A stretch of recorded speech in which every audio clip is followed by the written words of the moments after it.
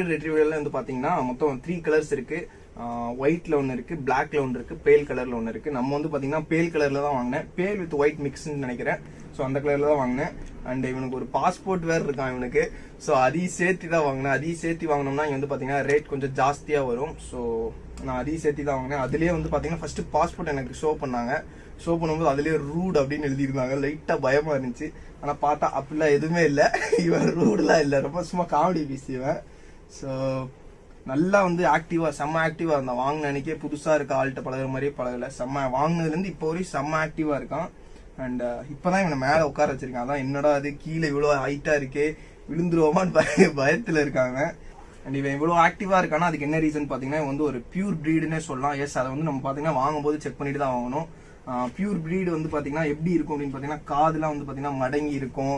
And இங்கே நிற்க வச்சோம்னா ஸோ வால் டெய்ல் வந்து இப்படி இருக்கும்.